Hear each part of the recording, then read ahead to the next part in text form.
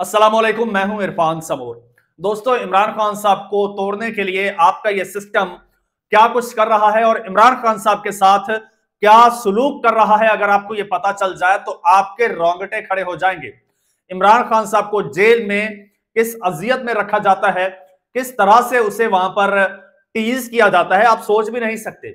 और आपके पास जो थोड़ी बहुत खबर आती है वो इमरान खान साहब से जो मिलने लोग जाते हैं उनके जरिए आती है।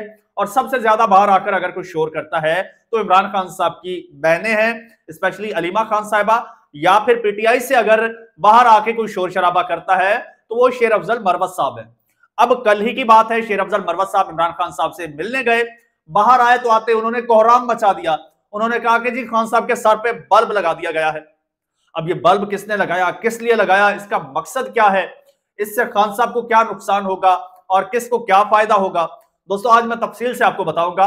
इनका एक एक करतूत आज मैं आपके सामने रखूंगा और यह भी रखूंगा कि जनाब अब अलर्ट जारी हो चुका है और 19 अप्रैल के हवाले से 19 अप्रैल को क्या होने जा रहा है, शेर अफजल मरवत साहब ने क्या हिदायत दे दी हैं, एक एक चीज आपको बताऊंगा। लेकिन उससे पहले नए आने वाले दोस्तों से गुजारिश है कि ये आपका अपना चैनल है, इसे सब्सक्राइब कीजिए और घंटी के बटन को लाजमी दबा दीजिए ताकि हर नई आने वाली वीडियो टाइमली आप तक पहुंच जाए।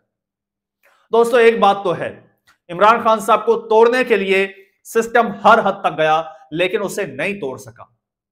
इवन अब देखें ना कि इमरान खान साहब इतनी जबरदस्त स्ट्रेटेजी लेकर चल रहे हैं कि वो जेल में बैठकर भी उन्होंने अपनी पूरी पार्टी को चलाया है, उन्होंने अपना पूरा इलेक्शन का निजाम चलाया है, टिकटों की तकसीम की है और फिर पार्टी को जितवाया भी है अदालत और सॉरी जेल में बैठकर बगैर पार्टी सिंबल के।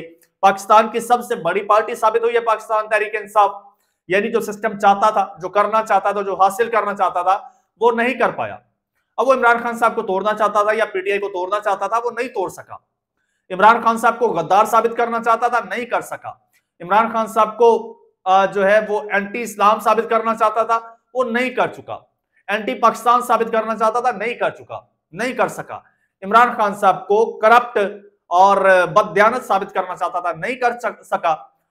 अब जनाब अब वो ये जानना चाहता है कि इमरान खान साहब के पास कौन सी गिद्दर सिंगी है जिसके जरिए इमरान खान साहब पूरे सिस्टम को कंट्रोल कर रहे हैं और छाए हुए हैं। अब इमरान खान साहब की रैकी करना चाहते हैं। पहले क्या होता था कि इमरान खान साहब पार्टी को कौन सी इंस्ट्रक्शंस देते हैं, उस हवाले से जेल इंतजामिया ने क्या किया था कि इमरान खान साहब के कंधों पर दो फरिश्ते बिठा दिए थे, दो संतरी बिठा दिए थे, एक इस कंधे पर एक इस कंधे पर। तो होता यूं था कि इमरान खान साहब अपने पार्टी के लोगों से जो भी गुफ्तगू करते थे तो वो नोट करते थे और फिर अपने आकाओं को उसकी रिपोर्ट करते थे। शेर अफजल मरवत और फिर जो कोई फाइल अंदर जा रही है, कोई बाहर जा रही है, कोई स्टेशनरी जा रही है, तो उसको प्रॉपर स्कैन करते थे, उसकी तलाशी लेते थे। शेर अफजल मरवत साहब ने अदालत में दरखास्त दी कि भाई ये क्या हो रहा है, ये तो फंडामेंटल राइट्स की खिलाफ वर्जी है। अब एक वकील अपने क्लाइंट से मिल रहा है, कोई डिस्कशन हो रही है, तो ये टोटल प्राइवेट और पर्सनल और कॉन्फिडेंशियल मामला है, यहां पर संतरी नहीं बैठ सकता। तो इस्लामाबाद हाई कोर्ट ने ये ऑर्डर जारी किया कि आज के बाद कोई फरिश्ता बन के संतरी कंधे पर नहीं बैठेगा।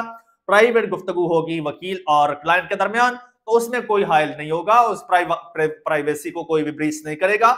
और साथ ही साथ जो स्टेशनरी वगैरह कोई फाइलें वगैरह अंदर जाती हैं तो उनकी तलाशी नहीं ली जाएगी, उनको स्कैन नहीं किया जाएगा। ये ऑर्डर्स जारी किए थे इस्लामाबाद हाई कोर्ट ने।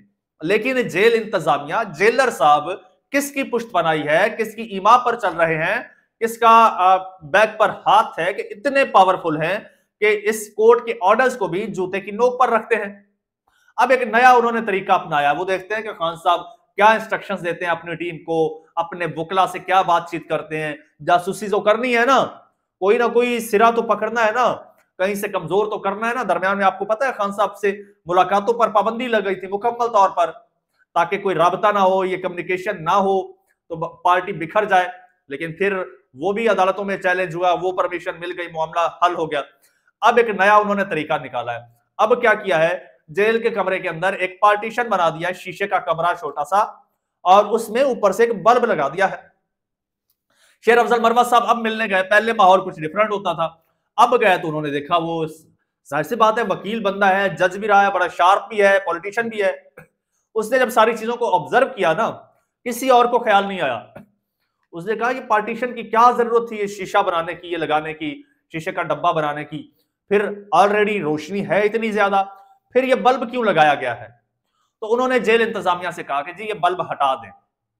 तो जेल इंतजामिया ने इनकार कर दिया, ये बल्ब हम नहीं हटा सकते। शेर अफजल मरवत साहब ने आके कहा कि जी उस बल्ब के अंदर कैमरा लगा हुआ है, उसके अंदर सेंसिटिव माइक लगा हुआ है जो हमारी ऑडियो और वीडियो को रिकॉर्ड करेगा, तो हमारी जो भी सुसर पुसर होती है उसको वो रिकॉर्ड करेगा। और वो ये देखना चाहते हैं कि वकील और क्लाइंट के दरमियान या फिर पार्टी लीडर और पार्टी रहनुमा के दरमियान क्या गुफ्तगू होती है, किस तरह से इनकी स्ट्रेटेजी चलती है, किस तरह से इनका मैकेनिज्म चलता है। तो ये करना चाहते हैं। तो शेर अफजल मरवत साहब ने कहा कि जी ये तो इलीगल है, ये तो हो ही नहीं सकता। अब देखिए शेर अफजल मरवत साहब दोबारा इसको भी चैलेंज करेंगे तो ये मामला भी हल हो जाएगा। कहने का मतलब ये है कि अब ये आपका सिस्टम इस हद तक जा चुका है, इस हद तक नाकाम हो चुका है, इमरान खान साहब को रोकने में इस हद तक नाकाम हो चुका है कि अब उसका एक एक सांस पर भी पैरा लगाया जा रहा है, जेल के अंदर भी। यह हाल है आपके सिस्टम का। और दूसरी जानिब जनाब साथ में शेर अफजल मरवत साहब ने यह कहा है कि जनाब अब 19 अप्रैल को जिमनी इलेक्शन होने जा रहा है, दिन बचे हैं 2 और हमारी अब तक कोई तैयारी, कोई जलसे, जाहिर सी बात है वो तो जलसों के बड़े शौकीन है। उन्होंने कहा पंजाब की कयादत से मैं कहता हूं कि जनाब पंजाब में बड़ी सीटें हैं, कोई जलसे वलसे करें। वैसे तो जनाब बड़े जबरदस्त काम चल रहा है पंजाब में, पाकिस्तान तहरीक इंसाफ की जानिब से कन्वेंशन भी हो रही हैं और कैंपेन भी हो रही है, डोर टू डोर हो रही है। खवातीन पाकिस्तान तहरीक इंसाफ की जो है वो बड़ी एक्टिव है इस मामले में, वो डोर टू डोर कैंपेन कर रही है, उन्होंने अपनी पोजीशन संभाली हुई है। लेकिन शेर अफजल मरवत साहब कह रहे हैं कि जनाब एक बार फिर हमें जलसे वलसे करने चाहिए। और जनाब अब पाकिस्तान तहरीक इंसाफ ने लाहौर में जलसे के लिए दरखास्त भी दे दी है। तहरीक इंसाफ जलसा करना चाहती है, लेकिन हालात को देखते हुए मुझे नहीं लगता कि पाकिस्तान तहरीक इंसाफ को अब भी, क्योंकि सिस्टम इतना खौफजदा है तहरीक इंसाफ से, सो लगता नहीं है कि अब भी तहरीक इंसाफ को कोई किसी किस्म की कोई जलसे की इजाजत मिलेगी। बहरहाल ये जिमनी इलेक्शन है और जिमनी इलेक्शन में पाकिस्तान तहरीक इंसाफ जो है वो इस वक्त कह रही है कि हम क्लीन स्वीप करेंगे। और ये जो जिमनी इलेक्शन होगा इसमें जो तहरीक इंसाफ के कारकुनान हैं उनकी बड़ी जनाब सख्त जिम्मेदारी उन पर आयद होती है कि पहले जिस तरह से रात 8 बजे आप घरों को चले गए थे और आपके जाने के बाद 8, 9, 10 बजे फिर कार्रवाई डल गई थी, इस बार फिर वैसा ही होना है। अभी तो आप जबरदस्त ड्यूटी सर अंजाम दे रहे हैं, कैंपेन अच्छी कर रहे हैं, लेकिन तहरीक इंसाफ के लोगों को दोबारा से उसी तरह से पहरा भी देना होगा, अपने वोट पर, हलकों पर एक्टिविटी नोट करनी होगी। और हाँ, एक और चीज हो सकता है कि उन एरियाज में दोबारा से इंटरनेट सर्विस बंद कर दी जाए, लेकिन आपके मोबाइल के कैमरे जो हैं वो कैमरे ऑन होने चाहिए, एक एक एक्टिविटी पर आपकी नजर होनी चाहिए और झुरलू को आपने रोकना है। दोस्तों का ये चैनल आपका अपना है, इसे सब्सक्राइब कीजिए, घंटी के बटन को भी दबा दीजिए और कमेंट सेक्शन तो है ही आपके लिए, ताकि आप अपनी राय का इजहार कर सकें, अपना ओपिनियन हमारे साथ शेयर कर सकें। इन मामलात में आप क्या राय रखते हैं, तो कमेंट कीजिए प्लीज और मुझे इजाजत दीजिए। अल्लाह हाफिज।